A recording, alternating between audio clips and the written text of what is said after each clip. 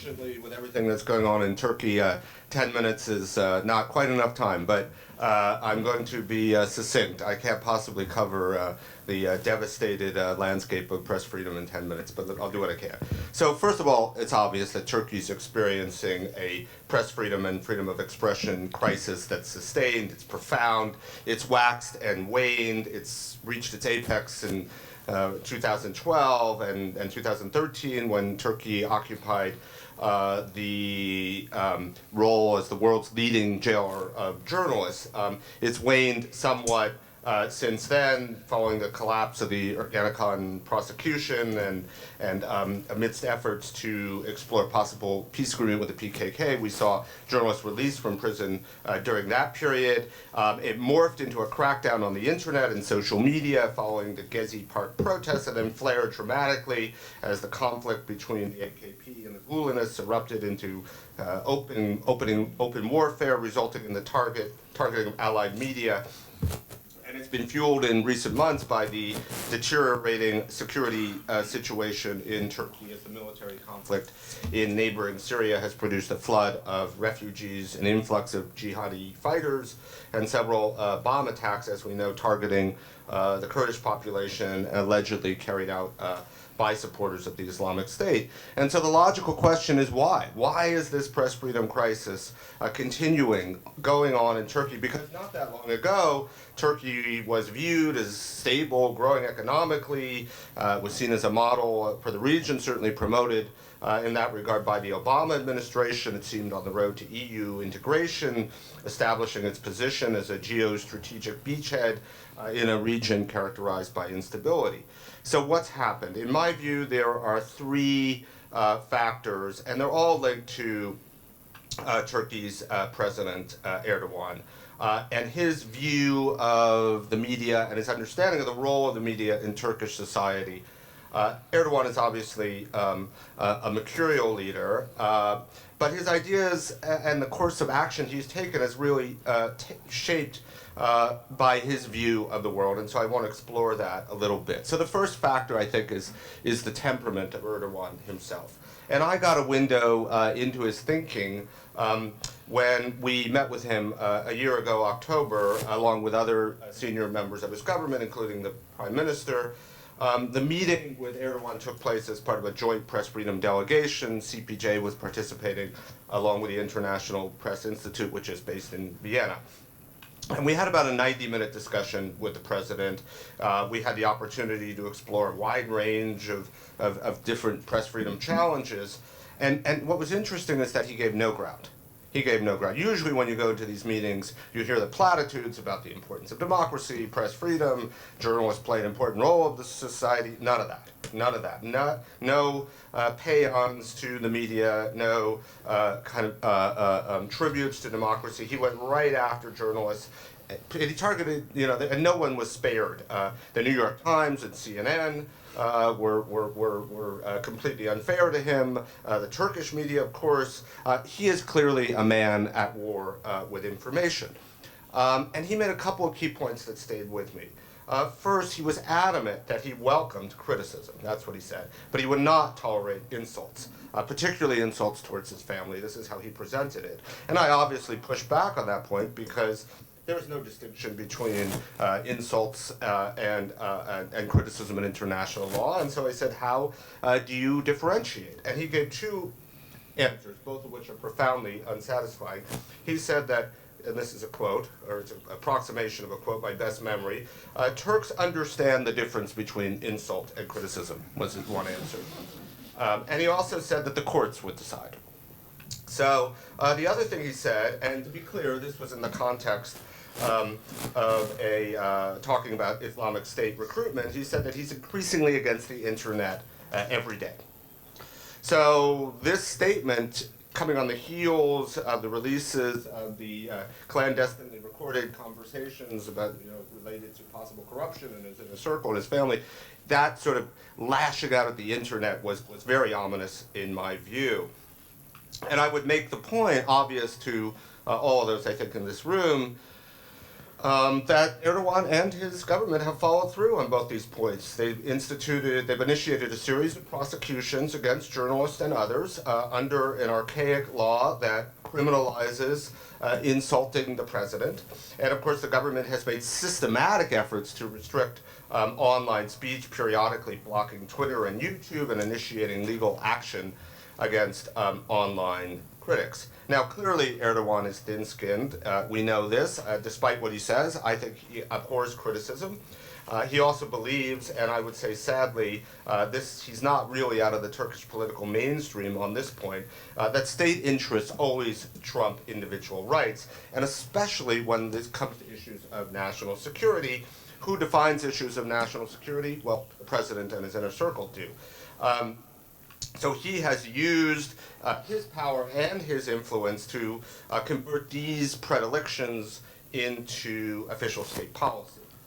And I should note, however, that and this I think is the second factor, that Erdogan's understanding of the role of the media and is shaped in part by the structure of the media in Turkey, and this is, I think, the second factor. So the Turkish media, we all know this, is highly partisan, it's politicized, it's polarized, and sadly, it is often beholden to elite interests.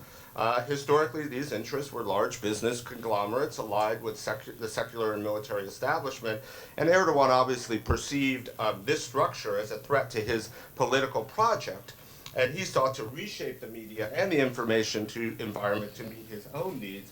He used pressure, punitive tax laws, influence, a series of other measures. And the reality, sadly, is that he's been largely successful. Today, the Turkish media is dominated by business interests aligned with the AKP. And for this generation of media owners, the media itself is kind of a lost leader. The media properties that they own don't make money, but that's not important. Positive coverage of the government is exchanged. The ideological support is rewarded in other ways, namely through concessions and government contracts for allied businesses. And media that has not gotten on board with this project have faced dire consequences. We know about the critical journalists who've been forced to resign, they've been prosecuted, and they've been jailed, which we'll get to in a minute.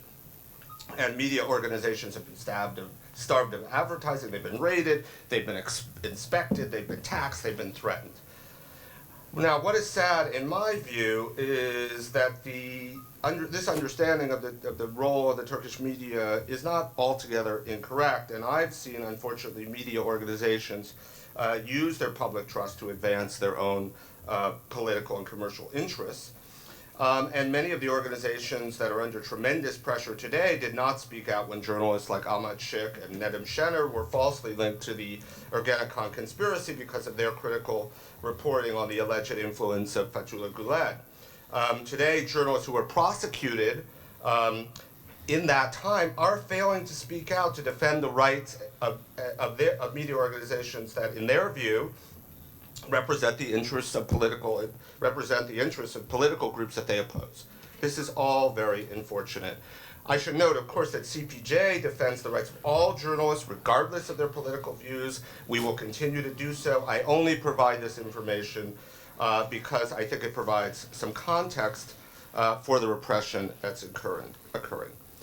The third and final factor I will mention is the national security environment. The national security threat to Turkey is real.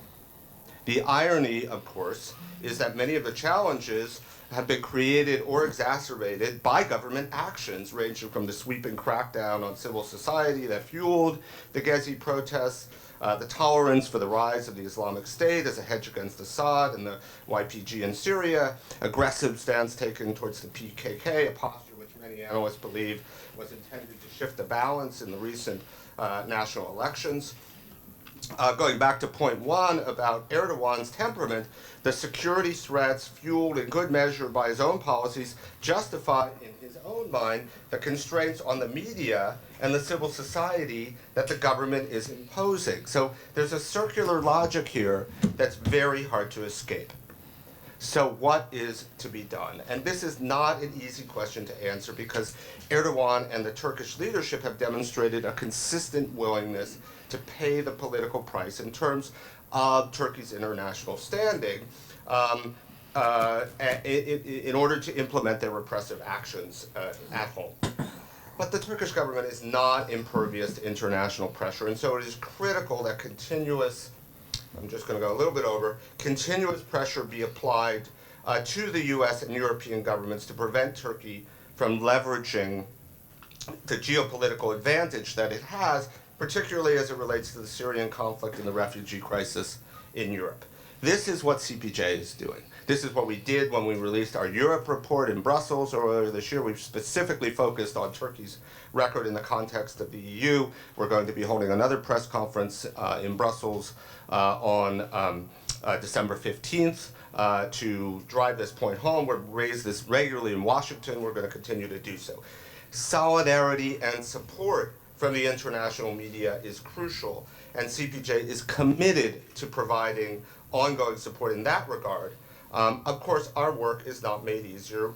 Is made easier when the media environment is less politicized and less polarized. But I have to acknowledge that any changes in the current environment will be difficult to achieve. So, I also, on that same date, December 15th, we will release our annual census of journalists imprisoned around the world. Turkey had 7 journalists in jail last year. This year, there will be a lot more. I can't tell you the exact number. Some of the names on that list are well known to people in this room: Mehmet Baransu, Can Dündar, Ender Gül, and Mohammed Rasul, who we'll hear about in a minute. I commit to you that the most urgent priority for all those who defend press freedom in Turkey is to use the power that we have as journalists to ensure that our colleagues are released from prison. 30 seconds. Okay, this regime has become contemptuous of the legal niceties like due process and the rule of law. We need to challenge them. CPJ will make its most vigorous efforts in this regard, and I look forward to working with all of our allies in this critical cause. Thank you very much. All right.